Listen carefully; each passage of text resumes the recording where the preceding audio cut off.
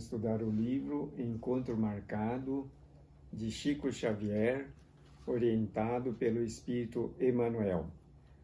Antes de iniciarmos os estudos, peço a você que se inscreva no canal e ative o sino de notificação. Muito obrigado.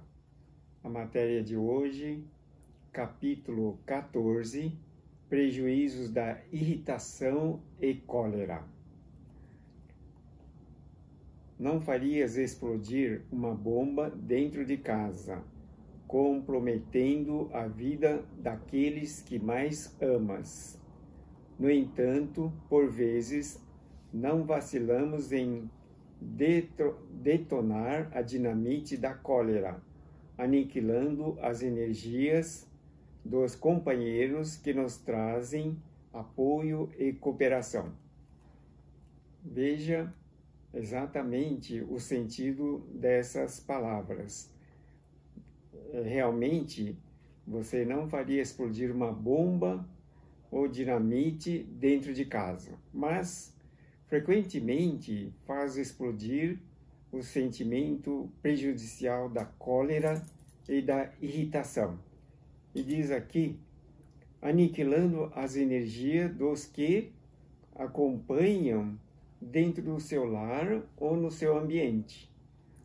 Muitas pessoas que habitualmente manifestam sentimentos de irritação, cólera, muito aborrecimento, por qualquer coisa está perdendo a paciência, essas pessoas tendem a manifestar uma doença chamada diabetes. E, uma vez instalada a diabetes, torna-se assim uma enfermidade de difícil cura, porque ao lado desse sintoma de diabetes consta o consumo exagerado de açúcar. E pela frequência de mostrar-se irritado, encolerizado, aborrecido ao extremo, então está sempre, de certa maneira, preparado para um confronto, um conflito, um atrito grande. E esse contínuo manifestar desses sintomas acaba produzindo o que conhecemos o diabetes. Normalmente o diabetes 2, aquele que é decorrente de sintomas de excessiva alimentação de produtos açucarados e ao lado de contínua manifestação de cólera e irritação. Então, não só esses sintomas são prejudiciais ao bom convívio e à harmonia entre as pessoas, como também acaba prejudicando-se a própria pessoa, atraindo para si o sintoma extremamente prejudicial da diabetes. Nesse sentido, vale destacar que cada um de nós desempenha papel determinado na construção do benefício comum. E se contamos na execução de nossos deveres com amigos abnegados, capazes do mais alto sacrifício em nosso favor, temos ainda nas linhas da existência aqueles espíritos que se erigem à condição de nossos credores. Então veja que cada um de nós desempenha papel determinado na construção do benefício comum no ambiente onde estivermos. Por isso mesmo que devemos manifestar sempre alegria, contentamento, gratidão para com todas as coisas e viver procurando exatamente em harmonia, em paz, em entendimento, em compreensão, de maneira que torna-se capaz de produzir, de construir ambientes felizes, ambientes iluminados, ambientes cheios de paz, porque ninguém praticamente vive sozinho.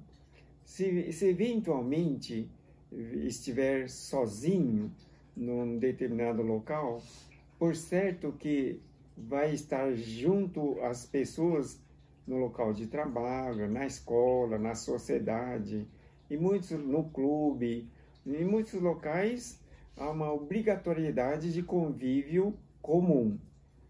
E por isso mesmo que, devido a essa necessidade, justamente providenciada por Deus, Deus é que nos coloca ou nos colocou no local adequado para o nosso aperfeiçoamento no convívio com as pessoas.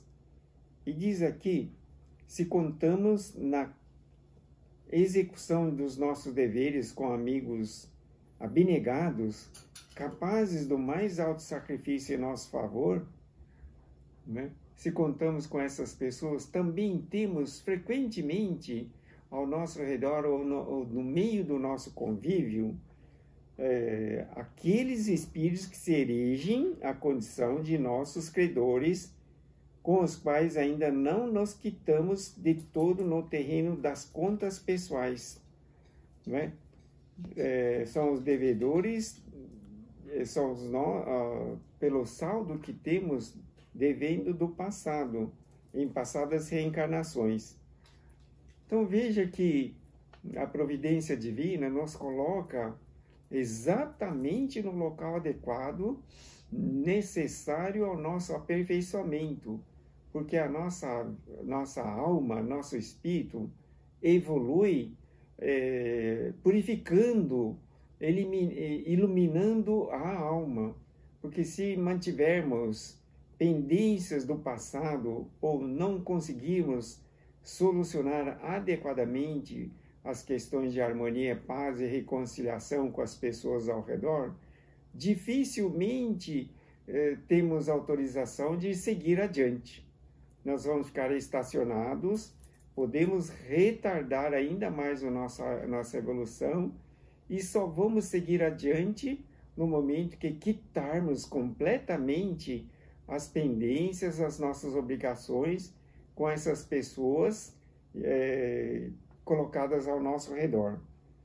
Então, são as pessoas com as quais ainda não quitamos de todo no terreno das contas pessoais, transferidas à contabilidade de hoje pelo saldo devedor de passadas reencarnações. Não é? Então, nesses momentos em que defrontamos com velhos companheiros do passado, com pessoas com as quais ainda não quitamos o nosso débito de encarnações anteriores, que pode ser esposa, marido, companheiro, filhos, pessoas bem próximas do convívio, pode ser pai, mãe, irmãos, cunhados, sobrinhos, pessoas com as quais praticamente devemos conviver. Então, diante disso, devemos lembrar das bem-aventuranças ensinadas pelo Senhor Jesus. Bem-aventurados os pobres de espíritos, porque delas é o reino dos céus. Então, os pobres de espírito significa aqueles que são humildes de espírito, que recebem todas as coisas com abnegação, com humildade, com alegria, com atenção. Não são os rebeldes, aqueles que rebatem tudo, aqueles que contestam, aqueles que vivem formando atritos por quaisquer situações. Então, não são os pobres de espíritos. E continuando, bem-aventurados os mansos, porque herdarão a terra. Né? Esses mansos, aqueles que mantêm mansuetude no coração, nos procedimentos, nas palavras, não agridem as pessoas, não contestam sem nenhuma razão, mesmo que estiverem com a razão, não vão ficar contestando de forma a construir no ambiente um sentimento de desarmonia, de contrariedades, não é? São os mansos porque herdarão a terra. Por que se diz herdarão a terra? Será que vão ficar muito ricos? Vão ficar proprietários de imensas glebas? Não significa nada disso. Quando o Senhor Jesus se referiu aos mansos que herdarão a terra, ele estava exatamente registrando para a posteridade aqueles que iriam ficar na terra no período de regeneração e posteriores. Porque todos os contestadores, os que contrariam a paz, a harmonia, os que destroem as coisas que deveriam ser bem construídas, são os que serão colocados na caravana da expulsão da terra para outro orbe distante, muitos anos-luz. Então, os que mantiverem o coração, a alma, o espírito manso e pacífico, são os que herdarão a terra, ou seja, serão os que permanecerão na terra. São os herdeiros do novo mundo de regeneração. Portanto, bem-aventurados os que têm fome e sede de justiça, não é? Aqueles que dão a vida pela justiça e que têm uma maneira correta de viver. Quando ouvimos bem-aventurados os que têm fome e sede de justiça, será que estão com falta de alimentação? Será que tem falta de bebida, algum líquido? Não é nada disso. Aqui diz fome e sede de justiça, referente a uma posição incontestável do modo correto de viver. Aqueles que desejam viver corretamente e trabalham de maneira a permanecer de forma honesta, sincera, capaz de realizar todas as coisas sempre visando ao bem, que não se comprazem com as injustiças, as desigualdades, as coisas erradas, sempre procuram viver de acordo com a justiça de Deus, de acordo com a harmonia absoluta de Deus. A harmonia absoluta de Deus corresponde a cada pessoa no seu devido lugar, a todas as coisas nos seus devidos lugares. Isso corresponde à grande harmonia de Deus. Então, essas pessoas com as quais temos ainda débitos contraídos e não solucionados, podem ser ainda que estejam ocultos na invisibilidade, né, devido à posição de desencarnados. São os nossos cobradores do passado. Na verdade, esses seres invisíveis, cobradores do passado, podem manifestar-se prejudicando a nossa vivência pela obsessão, né? Pelo domínio que faz, exigindo cobrança e reparo das faltas. Por isso, bem-aventurados os que choram, porque serão consolados. Bem-aventurados os misericordiosos, porque receberão misericórdia do Senhor. Bem-aventurados os limpos de coração, porque eles verão a Deus, não é? Então, perante a todas as circunstâncias pendentes do passado, devemos manifestar um coração pacífico, manso, cheio de harmonia, buscando, sobretudo, a compreensão, sobretudo o entendimento, procurando melhorar-se nas palavras, nos pensamentos, nas atitudes e perante pessoas extremamente exigentes, para não dizer que são as mais chatas, então, perante a elas, devemos persistir na contemplação da presença divina, ou seja, da perfeição de Deus no interior de cada pessoa.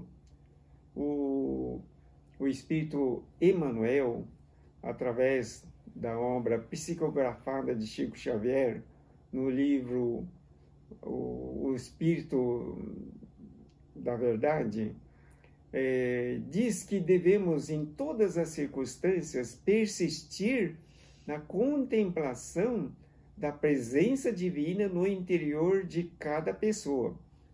Se mantivermos essa atitude, certamente vamos construindo ao nosso redor ambientes repletos de harmonia e de paz.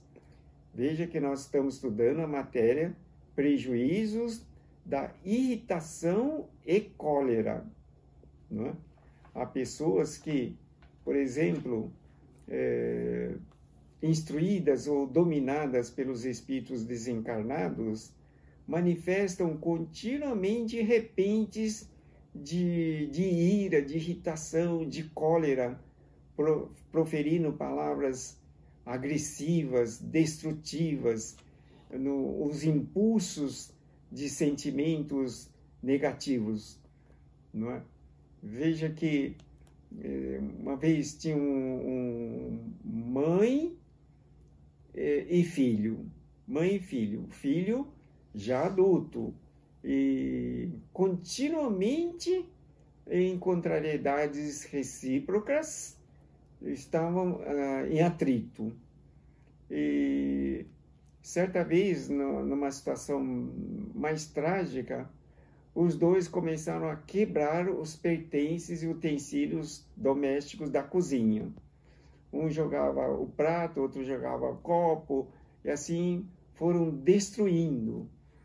E, segundo o orientador, o Espírito Emmanuel, ele afirma que naquele momento estava no ambiente alguns espíritos zombeteiros dominando plenamente a situação, coordenando toda aquela situação trágica de atrito.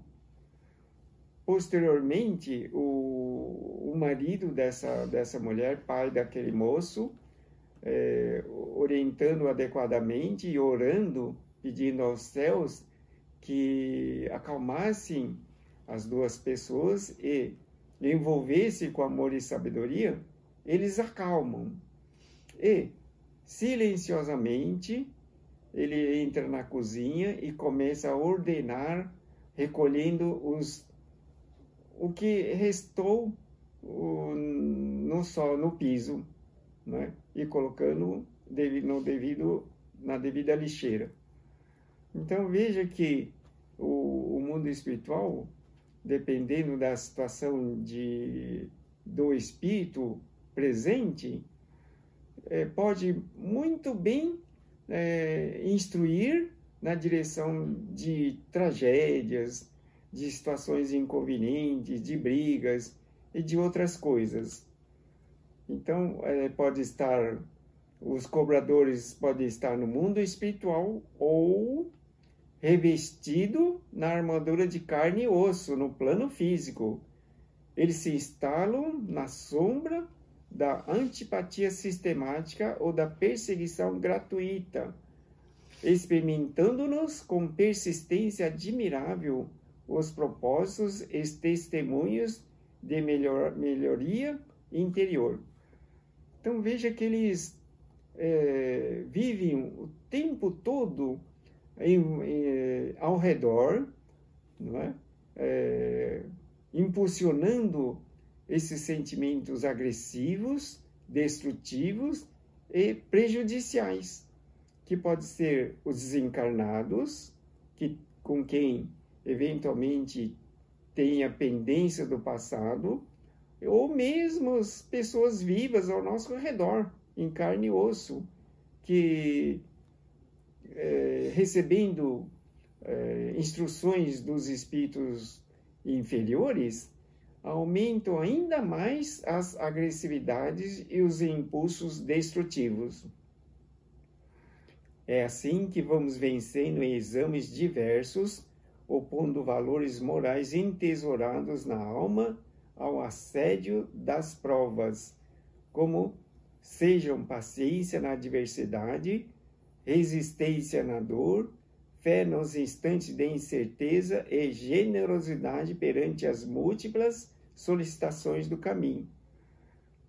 Então, a cada momento é momento oportuno de reforçar-se nos conceitos do Evangelho do Senhor Jesus. Amor, misericórdia, compaixão e caridade. Não é? Sempre procurar melhorar as nossas condições. Depois diz aqui, chega porém o dia em que somos intimados ao teste da dignidade pessoal. Ou seja, tudo na vida, Deus, a misericórdia divina, concede preparo antecipado. Tudo na vida é um preparo antecipado. Para se formar em medicina, se estuda durante longos anos até o objetivo final de formar-se em medicina. Da mesma maneira, quando você vai fazer algum concurso para qualquer matéria, é preciso preparar-se antecipadamente para fazer uma boa prova.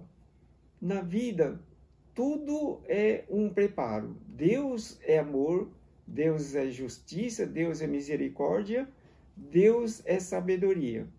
Então, permite que o ser humano, com longa antecedência, vá se preparando. Chega, porém, o dia em que somos intimados ao teste da dignidade pessoal, seja pelo dardo do insulto ou pelo espírito da desconsideração.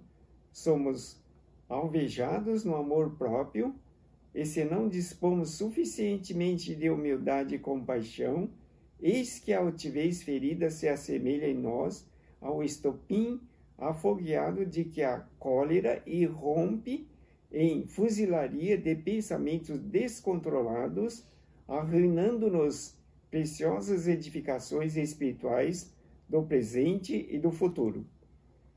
Então, primeiro é dado o tempo de preparo, a fim de que, num determinado momento, diz aqui, não é?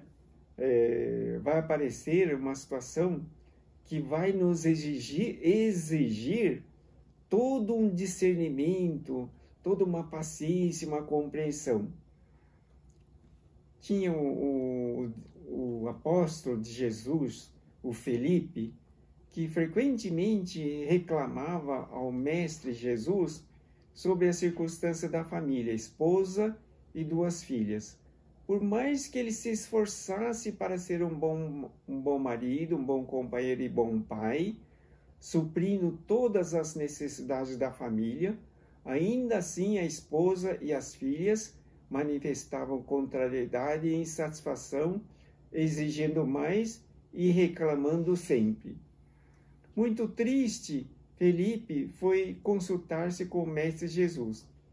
Jesus, fazendo Felipe adormecer, fez com que ele se desdobrasse e, no mundo espiritual, demonstrou para ele qual era a situação da vida anterior do Felipe. Na vida anterior, Felipe, um comerciante, mercador muito abastado, não deu muita atenção para aquela mesma mulher que era a esposa e as mesmas filhas. Não deu muita atenção, gastando os bens, as propriedades, os recursos, à revelia da contestação da esposa e das filhas, deixando-as perdidas à míngua, porque ele consegue fazer com que todos os bens sejam consumidos. Então, voltando ao mundo presente, Jesus fez o Felipe compreender por que, embora ele estivesse numa situação boa e proporcionasse benefícios à família, a esposa e as filhas ainda contestavam, reclamando sempre. Daí o Felipe passou a fazer mais orações e a compreender a situação sem contestação. Então diz aqui: eis que a ferida se assemelha em nós no estopim afogueado de que a cólera irrompe em fuzilaria de pensamentos descontrolados, arruinando-nos preciosas edificações espirituais do presente e do futuro. Não é? Por quê? Porque se você contestar alguma situação difícil do momento, reclamando, demonstrando rebeldia ao Criador pela oportunidade de aprimoramento da alma, então diz aqui que arruina preciosa edificação espiritual do presente e do futuro. Eu estaria fazendo um grave comprometimento da vida futura, onde futuramente teria que encontrar de novo a mesma oportunidade de aperfeiçoamento. Estejamos alertas contra semelhante poder fulminativo, orando e abençoando, servindo e desculpando, esquecendo o mal e restaurando o bem. De certo, nem sempre a doçura pode ser a marca de nosso verbo ou de nossa atitude, porquanto momentos surgem nos quais o bem geral reclama a governança da providência rija ou da frase salgada da advertência. Mas é preciso não olvidar que a cólera a nada remedia, em tempo algum, e que, além de tudo, ela estabelece fácil ganho de causa a todos aqueles que, por força de nossa evolução deficitária, ainda se nos alinham nas trilhas da existência à conta de nossos inimigos e obsessores. Então, em qualquer circunstância, se permanecer constantemente na cólera, na irritação, veja o gravíssimo prejuízo que temos que incorrer. Por quê? Porque aqui diz que dá ganho de causa àqueles que, por força da nossa evolução deficitária, se alinham com o nosso modo de ser, ou seja, com os nossos inimigos e obsessores. Não é? Portanto, o amor de Deus supre a todos, auxiliando sempre. O amor de Deus. Por isso que devemos sempre procurar seguir de acordo com o amor de Deus. Em qualquer circunstância, não se coloque como opositor, nem na contrariedade. Habitue-se a rogar a Deus, envolvendo a todos no sentimento de misericórdia, de compaixão, de piedade, sobretudo de amor e compreensão. Então, esquecer o mal, abençoando todos que estiverem ao redor. E assim você constrói a verdadeira paz, não deixando que a irritação e a cólera venha a prejudicar na vida presente ou na futura. Obrigado pela sua atenção. Passaremos agora ao momento de oração. Acalme sua mente, concentre-se. Veja que em todos os momentos de você se ligar com Deus, concentre-se. Concentre-se, pense em Deus, pense em Jesus. E vamos fazer a oração. Senhor, elevamos nosso pensamento ao Senhor Jesus, para que possamos receber os melhores fluidos para a nossa evolução, ainda deficitária e cheia de entraves e imperfeições. Buscamos caminhar de acordo com a vontade de Deus, e junto todos aqueles que Deus nos coloca como companheiros de caminhada, seja-nos permitido que tenhamos muita paz e harmonia, compreensão e bondade, concedendo o devido perdão a alguns que eventualmente encontramos na contrariedade. Senhor, estivemos a todo momento buscando o caminho da paz e insistentemente estimamos alcançar um caminho iluminado e um mundo cheio de harmonia e paz. Agradecemos imensamente a Deus pela graça do bom destino. Que assim seja, graças a Deus. O livro é o encontro marcado que estudamos. Todos os demais outros você pode encontrar no grupo Mensageiros de Luz. Fazer os pedidos de orações para a solução de muitos dos seus problemas e agendamento para consultas espirituais, eventualmente, se você necessitar de uma conversa, um conselho, uma orientação. Você pode fazer através desse site. Deus abençoe sempre. Obrigado pela atenção.